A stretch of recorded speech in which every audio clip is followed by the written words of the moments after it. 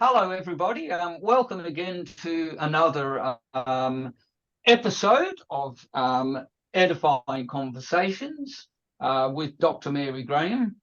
Today, our conversation is going to be with Megan Laverty. But before I introduce Megan, just a brief word on Mary Graham again.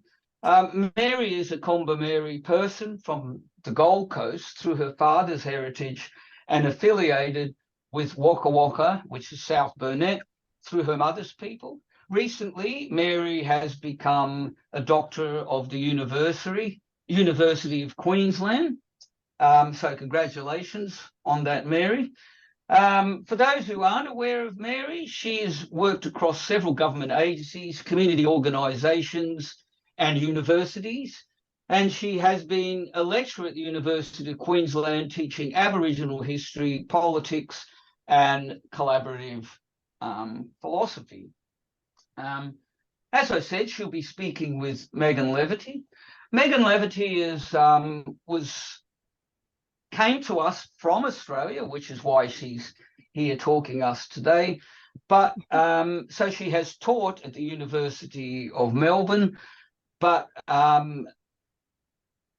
since the early 2000s, if I remember correctly, or even prior to that, she worked with the Institute of the Advancement for Philosophy for Children at Montclair State University, and is currently at Teachers College at Columbia University. Megan's primary research interests are in philosophy of education and moral philosophy and its significance for education. And together with Morn Gregory, she edits the Philosophy for Children Founders series. I will now hand you over to Mary and Megan to talk about education in relation to place and learning. So over to you, Mary. Right. Thanks very much for having me here today. I guess the first thing to say about it, about the whole idea about education and learning is, from an Aboriginal point of view, it's more to do with learning rather than the idea of education. Education seems to be a kind of separation of people being educated, whereas by somebody else, but learning is a two-way kind of thing. Learning is you learn from each other, you learn from your surroundings, and above all, yes, you learn from place about whatever it is you're learning. So the place where the learner or the inquirer comes from is extremely important. It's like the other actor, really, the environment, the land. So it's mainly the land for Indigenous peoples, and the land stands for everything to do with the environment, actually. So the idea of, for example, the old Descartes' idea of "I think, therefore I am," is translated for Aboriginal people in "I am located, therefore I am." So the inquirer is a person, a body like the environment. You're learning from it, but also it's being transmitted via your own people. Of course, you're surrounded from being a very young person. You're surrounded by all your adults, important adults, your parents, aunties, uncles, grandparents, and so on, or a whole community, you could say. So they're telling you stories about things from before that even you can understand it. You can see this actually quite often. People are telling stories, and you know that the very young people aren't actually understanding what's being said, but the very idea of someone who's talking there, and you are there among other maybe small people and listening So the idea of listening is listening to someone telling the story is there all the time. And you're getting bigger, growing, becoming more mature, and you're understanding more and so on. But also the idea that what you're learning, you're not, the person doing the listening is not necessarily discovering things. So I know education and learning, especially education, where people, doesn't matter what age the teller and the listener is at, you're actually, and from our point of view, you are having something that is becomes, what's the word? God, I'm sorry, I just forgot that word for a minute. It's being oh God, I'm sorry, I said it before. If anybody remembers the word, it's being presented to you, or revealed. Revealed. That's right. Yes, I'm yes. sorry. This is I know the word I mean want to say, but it just doesn't come sometimes. So yes, things are revealed, and that may or may not be someone talking. So so it could be listening to someone 1 minute, uncle, aunts, whatever, and then going outside and other things are being revealed to you. So in a way, it is always from this point of view, it's always a two-way kind of thing. So, and the other idea of instead of discovering things, which always has an element of ownership to my way of thinking, so you are relieved of that. It doesn't prevent it, but you are relieved of thinking that you own something, whether it's an actual thing or whether it's an idea. Things are revealed to us, and a lot does depend on the capacity of person, but not just an individual, but whole groups, communities, and so on, whether or not they take that on board. There's got to be a capacity there, whether it's physical, actual, I don't know, good hearing or whatever, or levels of understanding, levels of it, and so on.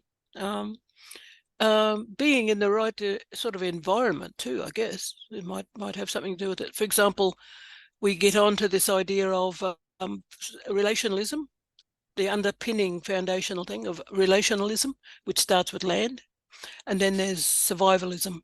So there's relationalism, straightforward relationalism, familial, friends, presence of whatever, around, and survivalism. Got to be careful crossing the road. You're teaching that to a child. You might get hit by a car or something. But then there's an ethos that comes from that too, a relationalist ethos and a survivalist ethos. So it has a great deal to do with how you take things in and understand it in a deeper core way,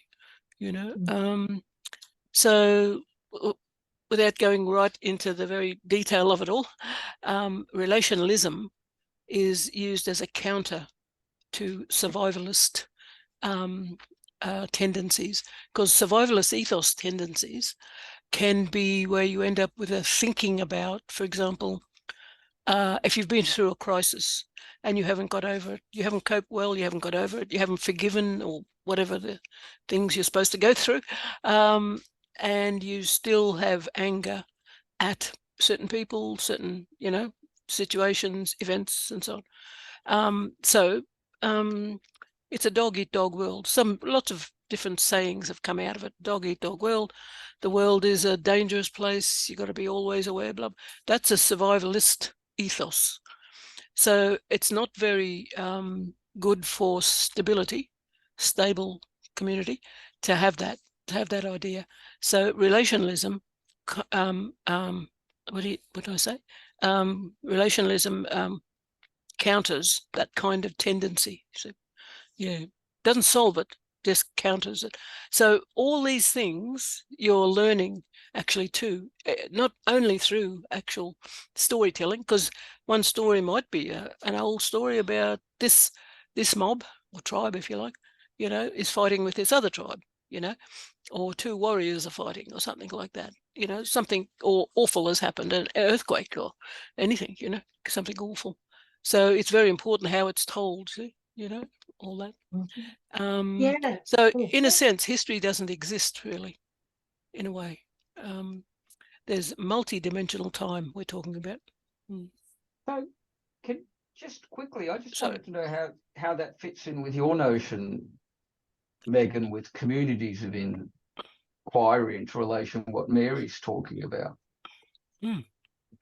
Yeah, I actually had two questions for Mary, and I just want to acknowledge the ancestors of here, which are the Lenape Indians, who were the original inhabitants of where I am in Manhattan. But my two questions for Mary, I think, come out of what I see might be a difference between the Aboriginal way of thinking about learning and how we often think about communities of inquiry. Because I really loved it when you said that hearing stories is a really important part of the learning, but you're also learning by way of place, which may not involve talking, which may not involve language, which may not involve being told something. And I was thinking about what you said about relationality or relationalism and the connection to place. And I was wondering if you think that the way, there's a sense in which I learn from place, or I learn by way of place, by being connected to it. But I was also wondering, and this may strike you as overly romantic, so disregard it if it is, but I think of the Australian bush.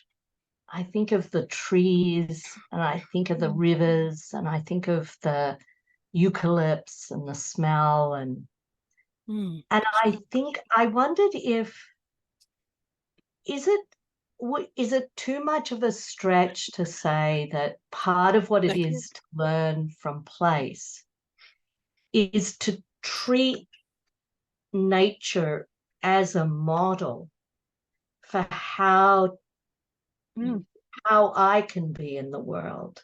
So like you said, if I'm angry or envious or jealous, I'm kind of churned up and I'm kind of, I feel all this negative emotion. And yet when you think about the bush, there's a kind of equanimity to the bush. It's subject to weather conditions, and it's subject to fire and flood. And so maybe it's too much of a stretch, but I just wondered if part of the learning is just, like appreciating the way nature is, or the land is, or the place is, which is both what I'm connected to, but is also different in many respects from how I react to the world and want to kind of dominate or conquer or, fight back, or is that at all? Is that like learning? This is like just being tree-like, or being bird-like, or being that's somehow a way for us to be that we don't often sort of allow ourselves to appreciate. Is that a stretch? Sort of. I thought it might be. I was sort of hoping as well. I really wanted to ask that. Yes. Well, I really do think it's probably comes from, see, there are umpteen numbers of stories about literally how that out there has invented us. So the ground, we literally do come out of the ground. Some stories actually show that. So, and it has developed us, evolution, and so on. So in a funny kind of way, it is the same as science. Science is right from this Aboriginal point of view. The only thing missing is the sacralising of the whole process. It's been made sacred. See, that's why the ground is sacred. I think that's pretty well the same too for lots of Indigenous people, the ground. So there's a wonderful old book. It's no great book of philosophy or anything like that. It's called Feeling, The Story of Feeling by Bill Niji. Old paperback, you probably pick it up in a secondhand store. The Story of Feeling, and what he basically says is ghost written. He talks and someone else writes, that sort of. He says that feeling makes us human. It helps us to become human, and he's talking literally about the out there, the environment. The ground we walk on is actually, not to sound religious, but it's the creator, the inventor of us. So, and that's obvious, you know what I mean, like the science says. But and so there are stories that go through this whole process. All the other life forms have already been invented. They get together in very human-like ways, fighting, killing, chasing one another about, murder, making love, and so on. Make a hell of a ruckus up on the surface of the world, because they've come from being dormant underneath the ground. So they're up there making out, and all their movements actually create the landscape. So it before it was a bare thing, and now they all create it. So one throws pebbles at another one, trying to kill him. Where it lands, it's a rock formation. See? Do you know what I mean? The snake is huge. It makes rivers going through the landscape. So all of a sudden there was no landscape. Now there's a landscape. And of course the last mob to be invented, created, is humans. But they're proto-humans. They're not quite fully formed human beings. And they struggle, they crawl to the surface. And these other beings, by now they're ancestral beings, they start to be recorded, called that. They help these proto-humans, still in a fetal stage, to become, it's a bit like an assembly line, it reads like that. You can hear it, this is the actual song or story. Help them to stand up straight. It's a lovely description. Stand up straight, straighten their back, straighten out their limbs, using all the digits, clearing their nose and mouth to help them to breathe, help them to, become fully formed human beings. So the land literally makes us human. So that's a huge thing for our ongoing permanent relationship. So it's done this for us, so we are obliged forever. Humans are obliged forever to look after it. So it's invented us, and it's not a god though. There's no such thing as nature worshipping, nothing at all like that. So it looks after us continually after creation. And we have to keep doing that back and back. So back and forth, back. And the law, LAW, which is all the rules, and LORE, which is all the stories, both sides of the same coin of existence. You have to carry that out, looking after land all the time. And that ushers in the idea of coherence. You are cohere. You know where you come from. This particular part of land, this is where the my mob, the Yugambeh language people, they come from this place. Apaches come from that place. The what's the names come from, because you've come out of that land, you see. Do you know what I mean? But you always have to look after it. You can't get away from that, you know. It's not because it's helpful, you know, it's feeding you, of course, it's giving you resources, materials, all the basic things, but it is the ultimate sort of part of your being, you know. So you're learning all the time anyway, you know. And there might be harsh lessons, but they're all natural and normal. There's nothing bad, like great big earthquakes, you know, floods, volcanoes. It's all part of it because it's just normal. I daren't say perfect, but it's, you know, it is itself. It belongs to itself. It owns itself. And that's where we also get the idea of we're autonomous beings, because that out there is autonomous. I keep saying it there. I mean, looking at the trees in that garden. It owns itself, and that is becoming really obvious now, isn't it, with climate change, because it's been neglected. And they even have a word for that, Aboriginal people. They call it orphan land. Orphaned. It's been orphaned for long, being neglected. So now it's coming back. This is what happens when it's being neglected. You know, what we're seeing all around. You don't nobody's cared about it enough and all that kind of stuff. But that's a two-way thing too, though. You know what I mean? It's being presented. It presents itself to us. So we have to take that into account. And if things have been done wrongly, you know, being treated like neglected, you have to correct that. That's all. There's no such thing as people being bad and all that. Although good and evil exists, but there's no realm of it. So there's no going back to the old way before whitefellas with Christianity came. There's no God. There's no one God. And there's no heaven or hell. So good and evil do exist, bad things, you know, but there's no realm of it. Can I just interrupt for a second? I noticed you mentioned the word self-correct. I wanted to link that to sort of some of the stuff that you speak of, Megan, in terms of, you know, self-correcting communities of inquiry.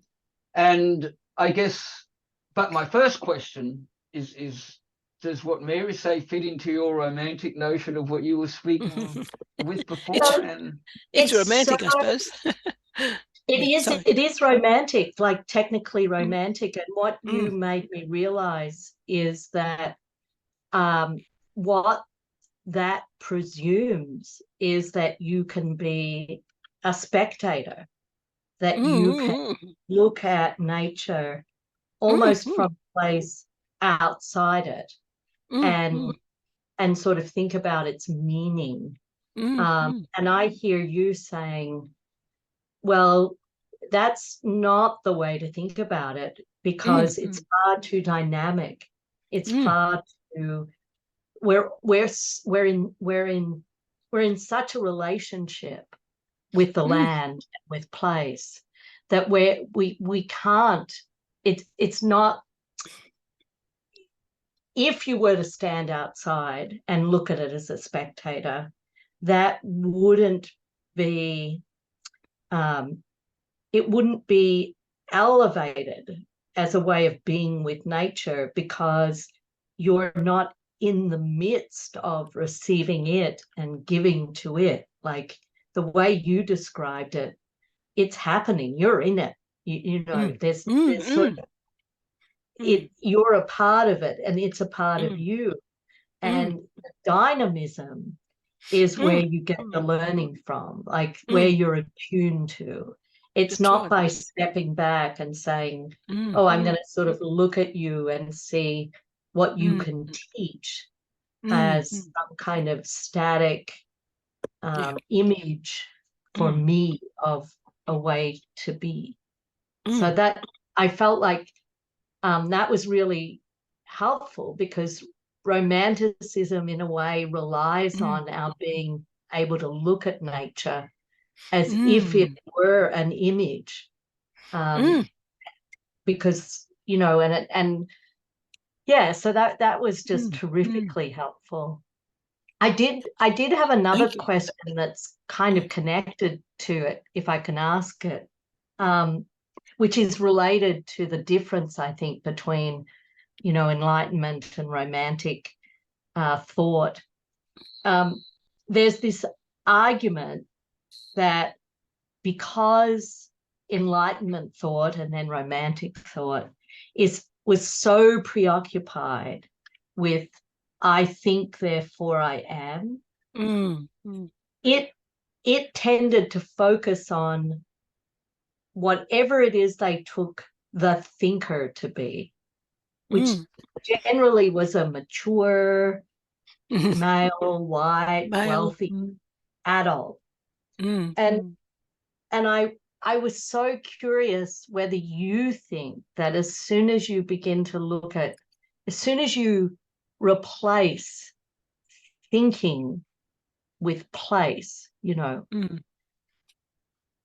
whether suddenly the whole lifespan becomes important, not just the adult, but the young child, the older person, the middle-aged person, the failing person, the pregnant person.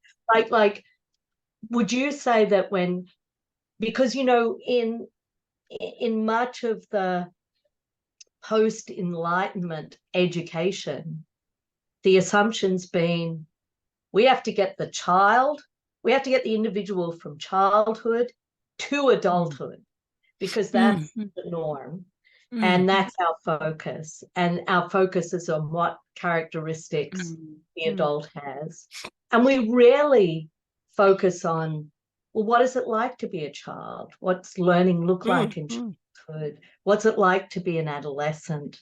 What happens after adulthood?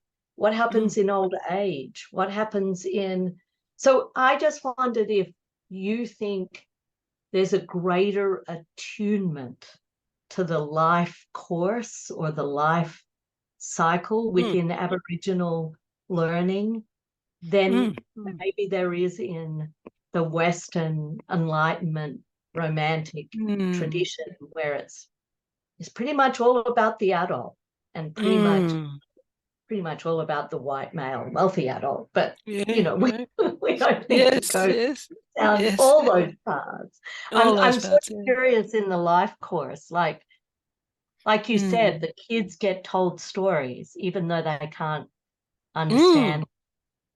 And I imagine too, like, you can still be learning when you're beyond adulthood. There's no knackers yard where old people go, although a lot of people want to do that. And it's a real problem in the West. It is, yes. They're used by date as past or something. God. Yeah. And society, as a society, we have no way of creating conditions for people to live meaningfully in the twilight time. And I think it's in part we just haven't thought enough about the life course, the life cycle and generations. I don't know. Yeah, look, the only thing I can think of is hearing somebody talk about how the great value of older people, is talking about older people, but is that which is so important, why they have to be everywhere. They have to be, you know, not forced, but sometimes it seems like that, in a board, say a committee or something like that, because of all the technical or exact specific things they have to pass on, their schools or whatever, you know, knowledge, particular knowledge. The one thing they all share is, and not necessarily everybody, but they have this idea of they have an idea about what's important in life, you know, just what's important in life, and they're there to remind people, constant reminder of what's important in life. If they talk about it, they don't have to rave on about it or even write books or anything, nothing. They just sort of talk about their experience and all that kind of stuff. So, and you get some gems, you know. I'm not saying, you know, all the time or anything, but you do, you know, things you hadn't even thought of before, but something they've been through, you know. And, right, I never realised this, you know. But yes, gee, sorry, what was the first thing you were saying? I'm going back. I'm forgetting very easily sometimes, quite often. No, I think you answered it, because I was just All right. kind of curious about whether you Mm. thought in Aboriginal culture, the life cycle and Oh yeah. learning Yes, were yes. taken Ah, together in yes. a way, because you're That's right. not just thinking, Mm. you're not just Mm. being a mind. Mm. You're, and so Yeah. Mm. you learn as a young person, you learn as an older Mm. person, you learn, Mm. you're Yeah. always placed. Yes, yes, that's right. And I was going to say that I think that's part of the reasoning why we don't end up with a hierarchy, didn't end up with a hierarchy. Now, when I say that, I mean in the actual life of a community and that. It's a flat system. It was a flat system. It is still tries to be a flat system, not politically necessarily, but this other idea of how society, a structured society, governance basically ought to work, the best way of it working, and so on. Because thinking more about that idea of Weltanschauung, and that is it's a seductive thing. It's a quick way of making decisions. Somebody just orders somebody else around. Do you know what I mean? The highest, and doesn't matter what the system is. Pharaohs, emperors, royalty, military people. I'm thinking of like the Spartans. Society, a religious society, all that kind of stuff. Um, uh, so the idea of having no offense meant to anybody or to religious people, but it's like it would seem in a way a very romantic idea to have a superior uh, spiritual figure that runs everything or that has control over everything, because it's you feel safe. You what you're looking for is to be in a safe place after some kind of huge crises. You want someone to look after you, a father figure, a mother figure. Do you know what I mean? It's turned in, to me, that's real romantic, romantic. Mm. Whereas that's flat system like that is very down to earth. That's one thing that Aboriginal people have got is they're very practical. It's pragmatic, principled, and what do you call it? Conceptual. Do you know? So you have to look after yourself in a way. This is in a sense what it means to be an autonomous being. So you practice autonomous regard for other people. You see, you are your own boss. You don't bow down to anybody at all. And women are definitely autonomous beings. They don't have bosses. They don't. They mustn't. In Aboriginal terms, it's an old thing. It's women's business, men's business. Actually, when I was younger, I was corrected by an old person. It's not just women's business; it's grandmother's business, grandmother law, actually, and that's for all women. See, so people chop and change, but men's business, women's business, men's spirituality, women's spirituality, law. And I tend to think it's logic. I think logic is gendered myself, although black fellas don't talk about it like that, logic and that. But I tend to think that because we are, and I hesitate always to say it because I tend to, I'm expecting to get in trouble with LGBTQ and all that kind of stuff. I'm expecting it. I do sometimes on the rare occasions I use it. But I do You, believe, sorry. oh, I was just going to Yeah, ask go.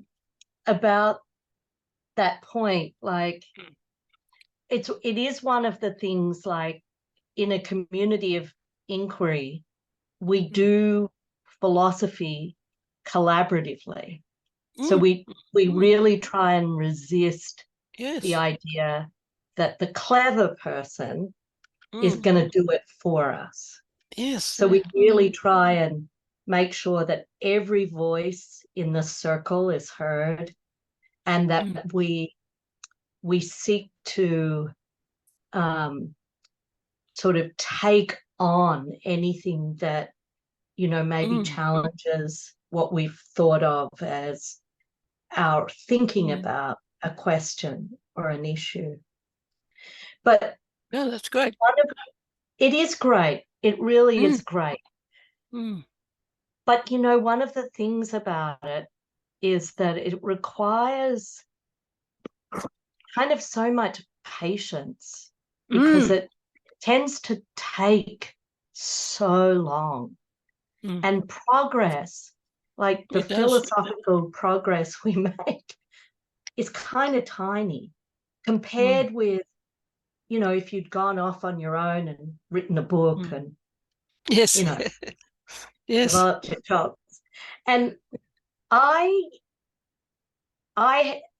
you know, I've often wondered, like, do you think, like, for that kind of horizontal organization and for that creation of or sustaining of autonomy, do you think you have to not be in a hurry, or you have to kind of have definitely this yes, long-term view? Like, you have to think. Yeah, so that is true. Like, that's that is part. true. Oh yeah, that's part of it. That is part of the well, the whole thing of coherence. Just Gil and Simone, and is she still there? Yeah. Michelle, I must send you this old thing I did on coherence, sense of coherence, and so on. I wrote it a long time ago, only a little one-page, I think. But no, it does take a long time, because I don't know if you've ever seen an Aboriginal language map. It's a white fella's map, actually, but an Aboriginal language map. It shows all the hundreds and hundreds of different countries or places or regions that belong to this group and that group, you know, all over the whole land. Well, we do have our own logic, but I don't know if logicians would call it logic. I always say to Gil, they'd probably call it a non-logic logic. So hundreds of places, each with dreaming stories, their own Genesis stories in a way. Every one of them. So not one big country and got one big country and one big Genesis story. Hundreds and hundreds of them, and then hundreds of a Genesis story. The dreaming story is the law for that place. LORE. So there's hundreds of laws, quite often overlapping, but hundreds of them. LORE, LAW. The LAW are the rules for community or life, you know. And of course, the story is slightly different too, the dreaming story. And LORE is the story of how you get those rules. And they're very old, you know. And the law for a place is the truth for that place. There's no one truth, no one country and one big truth, you know. So multiple truths, multiple truths, and a truth is a perspective of the whole of existence from a particular grounding, you know. So there are hundreds and hundreds of perspectives, and I call it the equivalent, the logic equivalent is all perspectives are valid and reasonable. So you have to know and understand the autonomy of somebody else's view about things. So you can't beat them over the head and say, you know, look, we've got the right way of thinking about stuff and everything. You should listen to us. That'll be the biggest broken law you can imagine. They simply wouldn't stand for it, you know, simply won't stand for it. So very much interdependent. The modern IR equivalent, you know, international relations equivalent, is multipolarity. And I do also talk about and work with other people on multipolarity with Aboriginal characteristics, because multipolarity we invented that in this country, in one country. But nowadays, before knowing about the whole globe, you know, The idea is to have a multipolar global governance system, you see. That's a more calmer, where people actually stick up for their own, defend their own, what do you call it, sovereignty and things like that. Yeah. But the real point about having a logic like that, you can't have a logic like that without having the idea of caring for land also. Because the caring for land, that's the, you can call it moral, but to me, to the Aboriginal mind, it's got common sense, actually. It's common sense. It's not a moral philosophy at all. You think it is, but it isn't. It looks like it, but it isn't. It's a common sense kind of thing. So, and yet they go together. You can't have, you can't even have that logic either on its own. You can't have the stewardship custodial ethos on its own. Otherwise, that would have turned into religion. It would have, you know. So you've got to have a logic that keeps it on track, on balance. You've got to have both. Looking after things that restrains the ego, the collective ego too, you know. And you've got to have this logic where you don't go around in don't go around invading other people. And that's the other thing too. They never had any wars of conquest. So the idea of invading other people's land was completely new. It's a new thing. That's the one we couldn't understand about whitefellas coming here, because we did have relations with other people, say with Asian groups coming and trading, you know, going back, the best kind of relationship, trading. And of course, other people like the Melanesian people, Torres Strait Islanders, they have a different system. They do have a hierarchy, you know, chieftains and all that kind of stuff. But not strictly speaking of like the way of whitefellas. So it's a different system, this flat system. Governance is gendered, you know, you have to have that, you know. I really do believe it's a different logic, but they are tied to one another. Balance, because that's a hugely important thing. I know balance is very important in practically all other philosophies, Gil? I think everybody talks about balance and the importance of it. But this really is a balance, not just in an idea, but in practice too, you know. Yeah. Yes. It keeps each other on their toes. Can I just draw something together, if I may?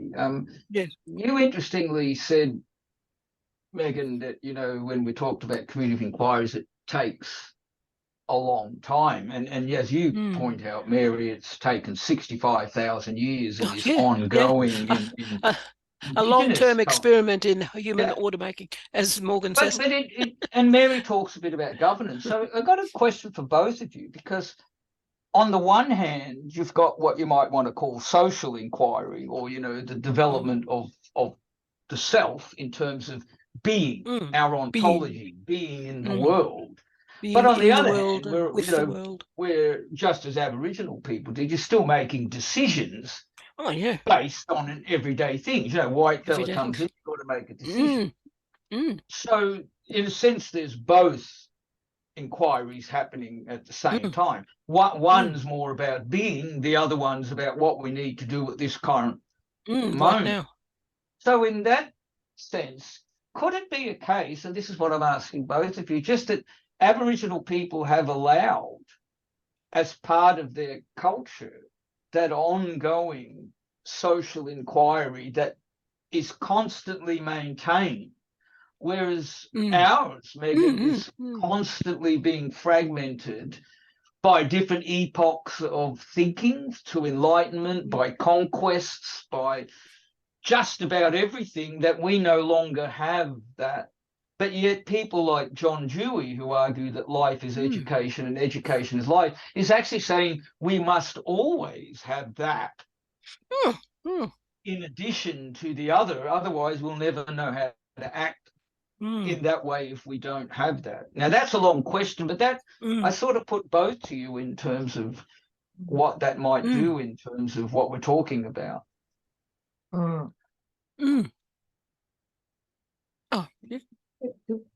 Because I mean, for me, that's why I appreciated what Mary said about land and connection to land, because I think in many ways that's what we're lacking, which makes the social inquiry that we're committed to so vulnerable. And it makes it so hard, I think, to persuade young people that this is really worth doing, because there's nothing, I mean, I think the climate crisis has changed things somewhat, but there's nothing that they're caring for, that they're stewards of. Yeah, and that's right. Mm. And another thing I was thinking of, I don't know if this is quite the same in Australia, but another problem we have presently is a certain kind of presentism on the part of people, not just young people, which is they're not learning about history. I mean, the schools are sort of failing them in terms of teaching them about history. And it's not to say that learning about history would have even given them a kind of historical sensibility, because it's not always well taught. But to convey, I mean, I suppose to convey this sense that to convey a sense of the past and the future as being beyond the present moment, so that it doesn't have to happen now. It can be more important that we talk through what we think should happen now, so that we have a view to taking into account what has happened and what may happen. I'm not saying this very well, I'm sorry, but I think it seems to me the connection to the land, in the way that, Mary, you were speaking about it, you also you're not susceptible to presentism, because the law, the LAW and the LOR, that you recognize in relationship to the place far exceeds your own generation, your parents' generation, it's like it gives you a sense of yourself in relation to something that is far greater temporally and spatially. And I just think we lack that, like, not, at least in urban Manhattan. There's a real, it's a really hard, it's just really hard. So for me, the key here is what grounds the social inquiry, what grounds the practical social inquiry, and how do we find that grounding as people who typically don't have any kind of grounding. And I'm not sure if Dewey, I mean, it's interesting to me that people aren't reading John Dewey at the moment too. So it's like, they should. Anyway, I've gone on for too long. I should let Mary come in, but it was a very provocative question for me. Yeah. Well, just to, I sort of, is it all right if I talk a bit about Australian philosophy? The idea of it. See, we're talking about it at the moment, but only one little part where, which at some approach to it, some things about colonialism has to come in there somewhere. I'm not quite sure where or how or whatever. But the other thing about to do with Western style governance and so on, but the idea of being what do you call it?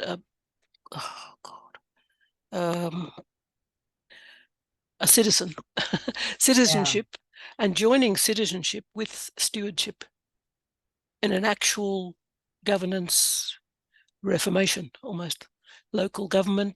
But I think the citizenship is to do with the state, I think too, if I'm not mistaken. I don't know I forget all of that, but somehow to aim for joining citizenship with stewardship, because I don't think whether a citizen has all that many rights or not, along with the state.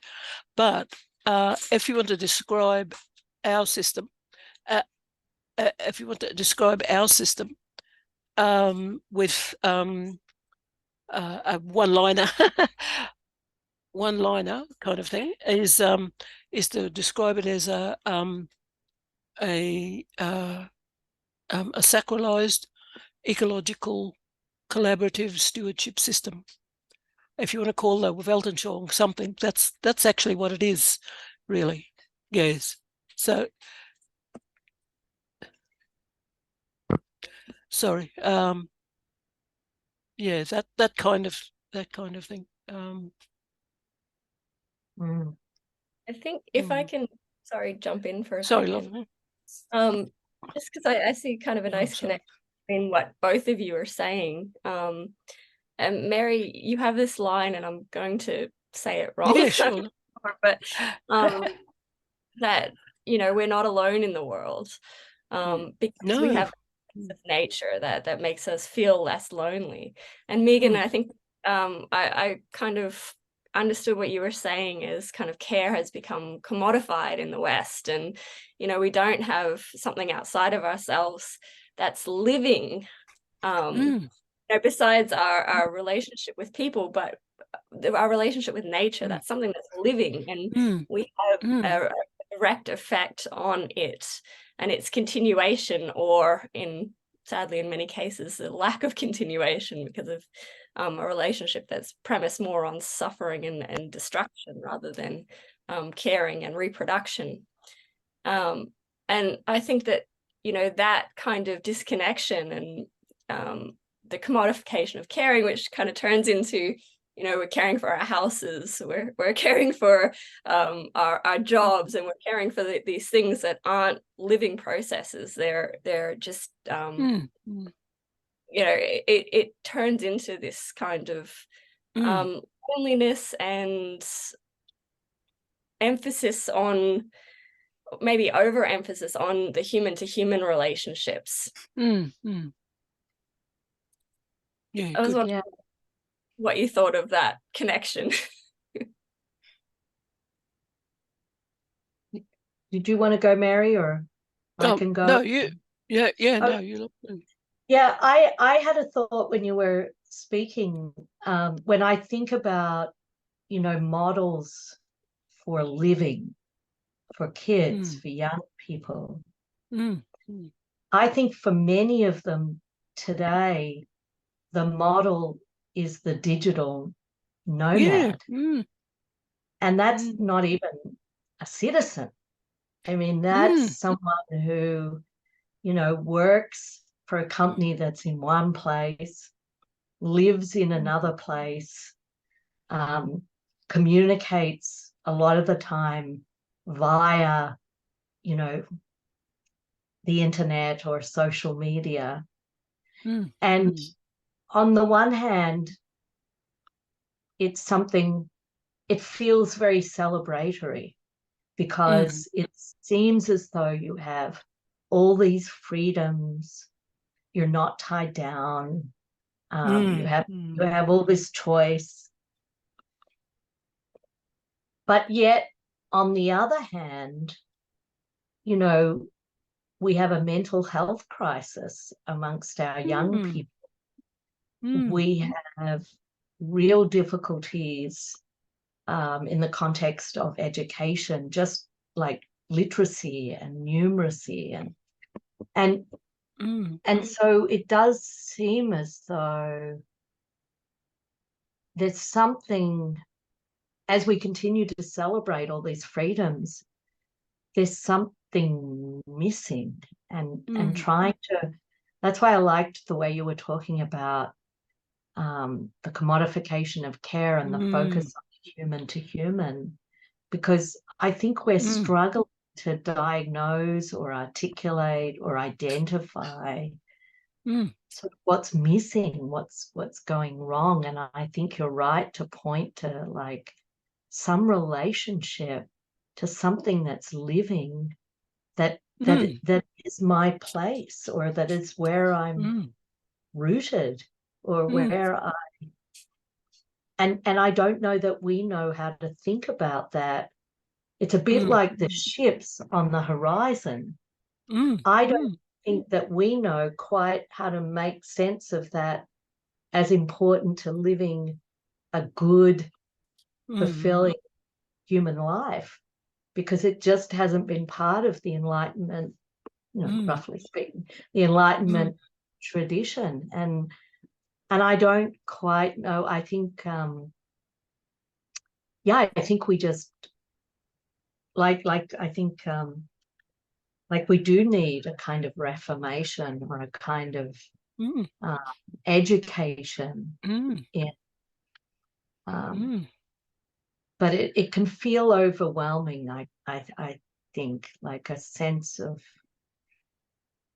how are we going to do this? I mean, yes.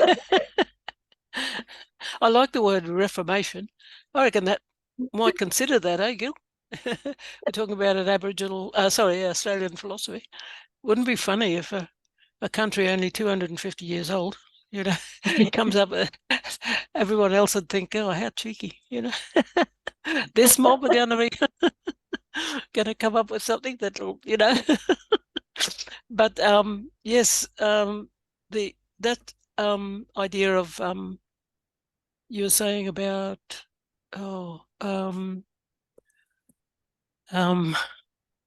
see, this is what happens. You're not alone in the world, or no, that's right. You're not alone in the world. That's true. It's true. And the idea of, because the strange thing about the dreaming idea, you know, the dreaming, the story, it isn't like, it's not like religion in the sense of you are asking it for, you don't have to have faith in it. The big difference with religion, you don't have to have faith, because faith is, it's, I've always thought it as being a bit unreliable, you know, faith. It's, you know, it's strong sometimes and then it's weak, or you've lost it and then you've found it, and so on. So it's very unreliable. So you don't have to have faith in the dreaming, because you know that, you know, the sun rises in the morning and sets in the evening, and you don't need faith for that. So that's actually what the dreaming touches on too. See, all that what's real actually and this is where this realistic kind of thing of looking at land, there will be terrible things happening, you know, and humans are capable of terrible things too. So they give everything a place, including violence and conflict, actually. So there's no such thing as a kind of, as I said, wars of conquest. So you can have conflict, fight all the time. Well, not all the time. You have a breather. But you don't ignore, try to avoid it or pretend to be, you know, peaceful all the time and so on. So you have fights.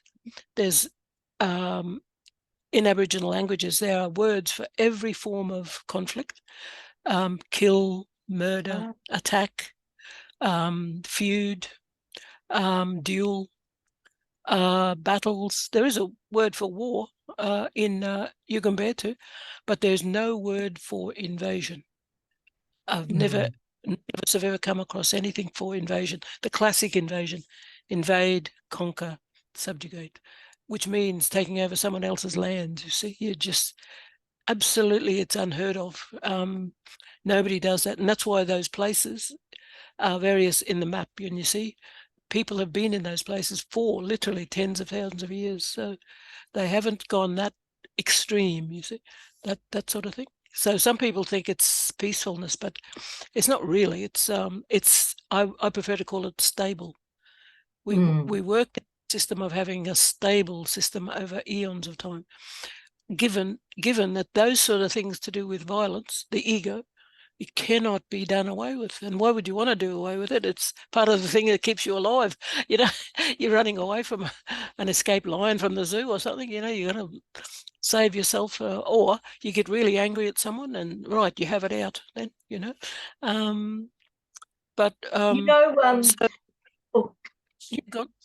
I was just excited by what you were saying, because I think that one of the misconceptions of community of inquiry is that it's a kumbaya circle group. Oh God, yes. No. Or we're all heading towards consensus. Yes. But really, it's well-managed conflict. That's exactly right. That's all that, yeah. And it's about increasing the using. It's not like we're using conflict to understand each other better, but it is the recognition that the conflict is inevitable. We're going to disagree. We're going to think differently. We're going to mean different things by our words, but that we learn more about ourselves, about the other, and about sort of life in general. It is pretty all that focused. Yeah. If we engage in this community.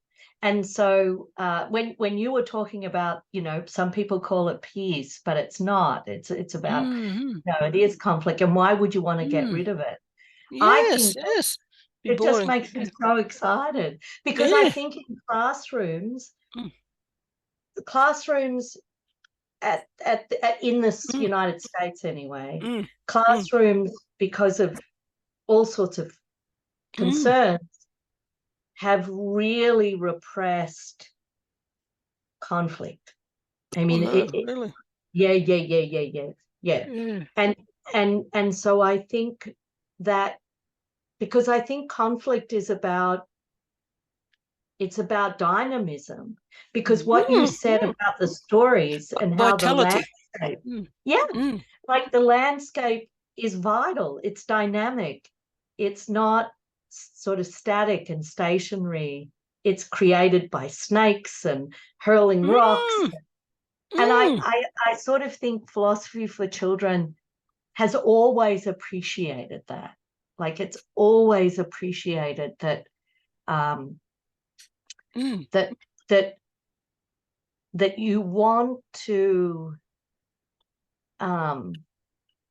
that there's a lack of dynamism in classrooms, that philosophy for children brings in a certain kind of dynamism, and it's related to you have to stand up for yourself. No one is going to speak for you in a community. They might create space for you. They might paraphrase what you said.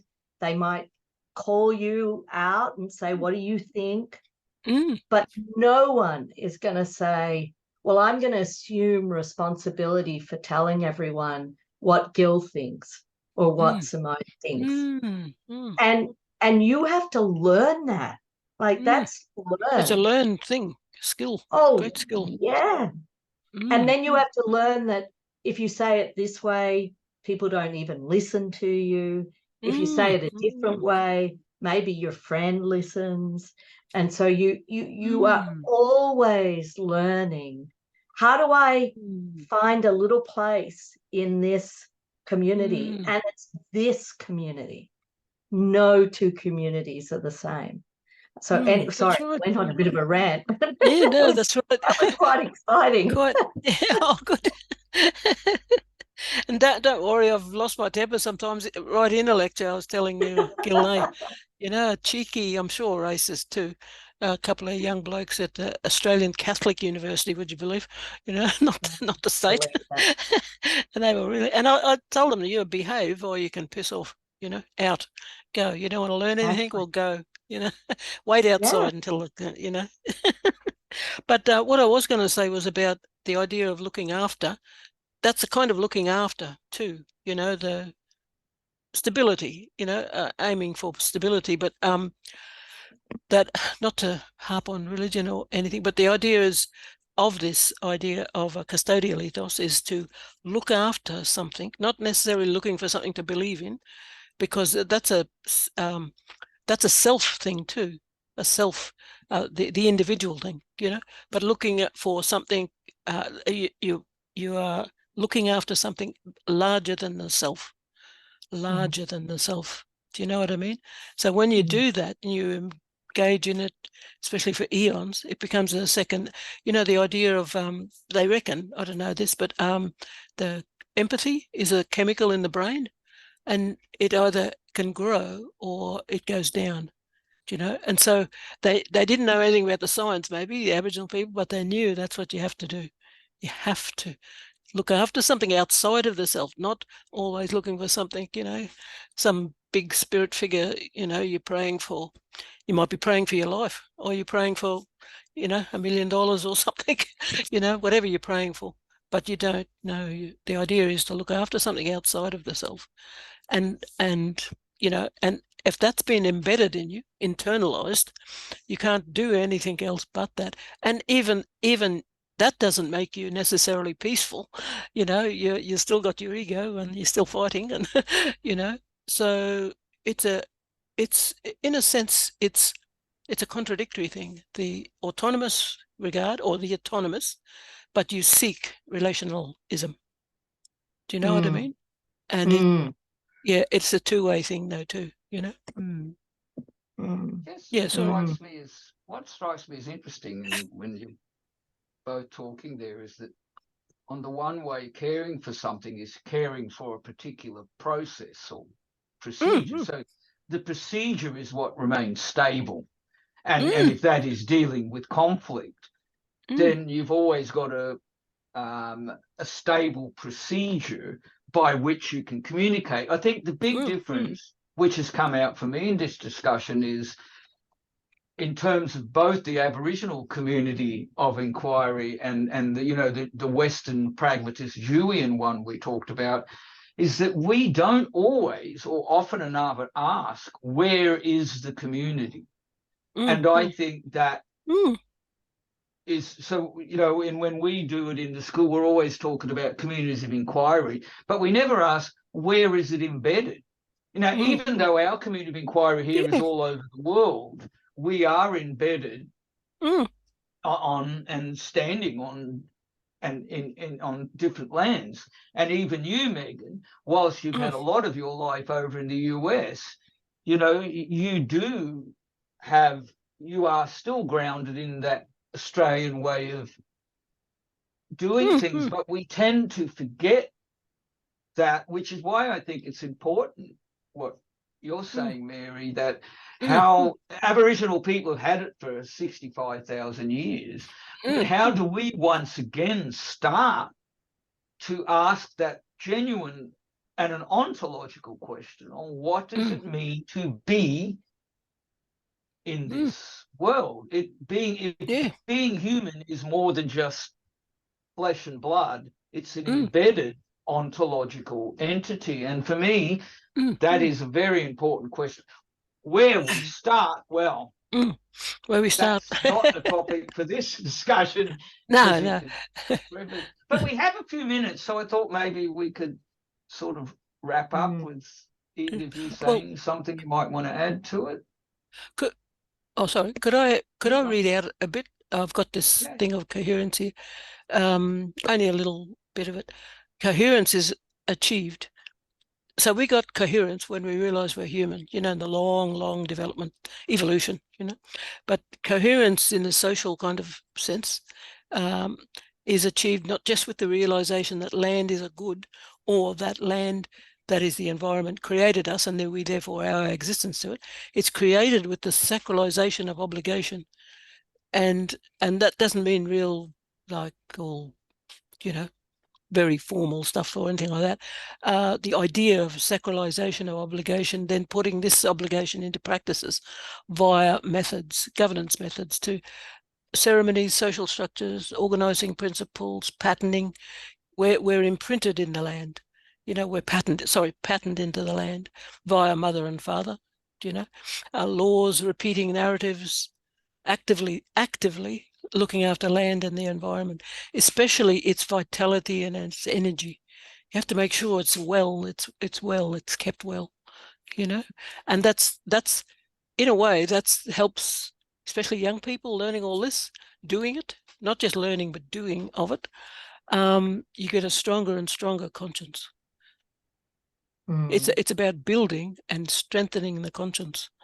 Otherwise, if you go the other way, you might end up with half a conscience, or, you know, not very civilized sort of behavior stuff. Yeah, that's what I would say. Closing up, or if we're finishing. Sorry, go on. I was going to ask you a question, just about whether you feel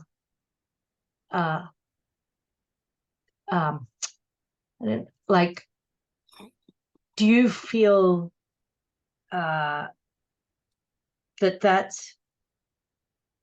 you feel sort of hopeful that is happening with young people, young yes, yeah. people? Yeah. Oh, I see. Yes. Well, they, a lot of them, but of course, young people, all, you know, everybody get influenced very quick by other things. Do you know what I mean? Yeah.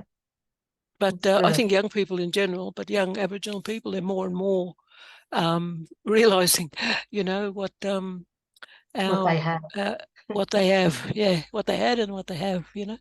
And I not so much talk so much about community of inquiry and all of that, but I emphasize this, the custodial ethos, that we're all obliged to be like, that part of the word custodial, what I was just saying before. Simone, what's that word? Collective, sacralized, ecological collective stewardship. That's right. Learning stewardship, you know. That's what we're. If you're looking for you can look for your own individual meaning of life, but as a collective meaning of life, that's a pretty good one, I think. Do you know, being a stewardship of the whole land environment, and I reckon that could start, but with helping it become help to fix it up. But you need all the experts in the world, I suppose, to know how to tackle climate change and that, you know. It's been neglected. An orphan country, orphan land, you know, it's been that for too long. So I've got to fix it up and then start a system of stewardship. Yeah. I think with that, far more important than the economy. Far more important. That's a nice place to end for this session. We can continue our discussion afterwards, but I'd like to thank you both for, I think, a very interesting discussion on the relationship. Thank you, Megan. Yeah, thanks very much. Between education and learning. And I think it's been really fruitful in terms of the starting point of a lot of questions that I'm sure we all have to ask. So once again, on behalf of the APRG, I'd like to thank you all, and hope to see you all again soon for another conversation. Thank you. Thank you very much. Thank you. Thank you.